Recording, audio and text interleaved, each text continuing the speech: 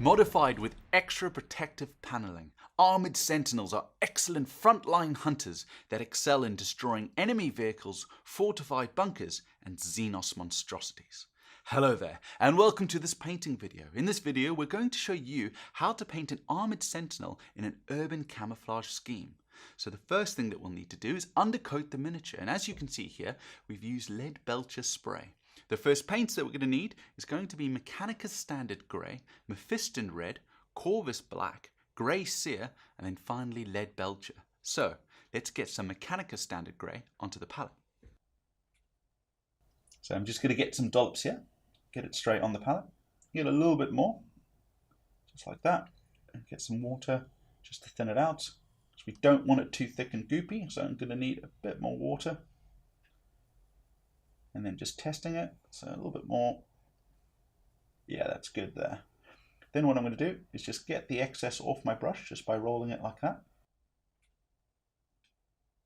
So what we need to do is start getting the paint on some of the panels. And by the panels, I mean any of the large flat armored areas that you see on the miniature, just by keeping the paint moving. And as always, we're going to need to build up the layers in order to get good coverage. And there we go. With that section complete, you can see where I've picked out all of the grey details of the extra armor segments that have been added to the Sentinel. What we need to do next is use Mephiston Red to pick out all the lenses.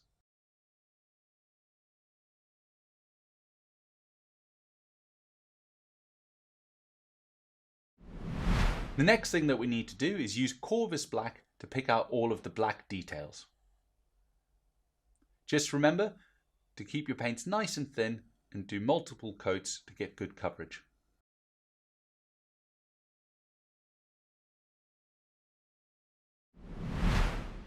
And there we go. With that stage complete, you can see where we have used Corvus Black to pick out the casings of the weapons, including the missile, some piping there on the legs, as well as the straps on the side over there. What we need to do now is use Corvus Black again in order to make the large geometric shapes that we're using for the urban camouflage scheme. So what I'm going to do is just drag a line straight down like that and drag another line here, just like that. See, it's not that neat at the moment, but don't worry, I will tidy it up. And then another line here. You're just dragging it, making the shape that you want. Then what we need to do, once you've got the shape like that, is just start painting it in. And you're going to go around the model, painting these shapes in over all of the armored areas. So as you can see here, it's quite thin, so you're going to need a couple of coats in order to build up the color.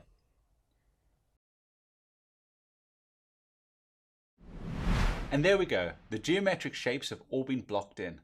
What we need to do next is use our base layer again, which is Mechanicus Standard Grey, to just neaten up all our geometric shapes. So as you can see here, I'm just going to do a nice sharp line, just neatening up all the corners.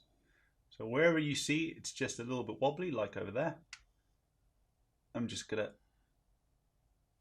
paint a line, just sharpening it up like that. So I'm going to go around all the patterns now, and finding where these are and just sharpening them.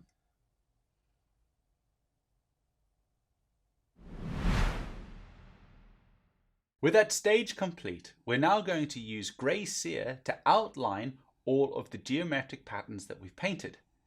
Once you've finished doing that, we're also going to use Grey Sear to pick out some of the white details on the model.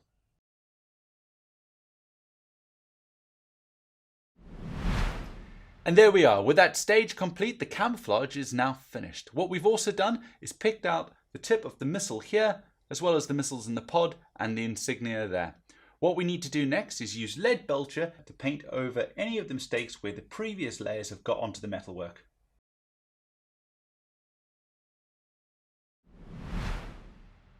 And there we go. With that stage complete, all the metalwork has been tidied up.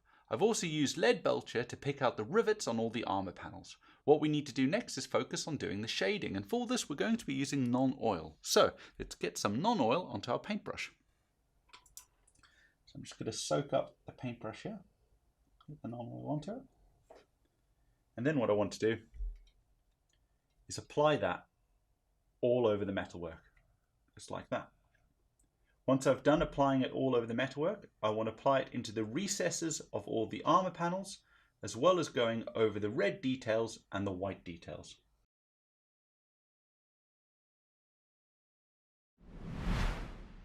And there we go. With that stage complete, the model is now fully shaded. What we need to do next is focus on doing the base. And for this, we're going to be using astrogranite debris and non-oil. So let's get some astrogranite debris onto our texture tool.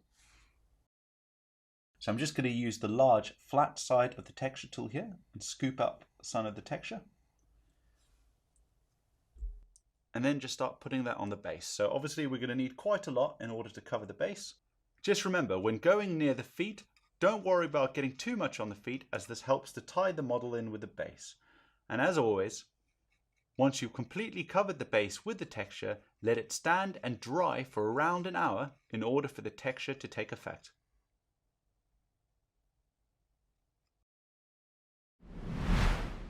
With the texture now dry, the next thing that we need to do is apply non-oil all over it.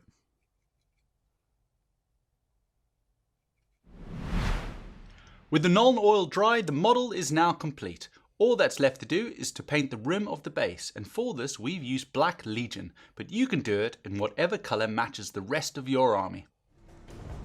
With the base completed and the rim painted, our armoured sentinel is ready to hunt and destroy all enemies of the Imperium. So there are just a couple of things to remember. When applying your base coats, just try and be as neat as possible, because this will help to make your model look really good. Also, it is always better to apply multiple thin coats of paint rather than one thick layer, so just remember to thin out your paints with water. Well, we hope you've enjoyed this video, and we hope you enjoy painting your own armoured sentinels, and we look forward to seeing you again soon. Bye bye!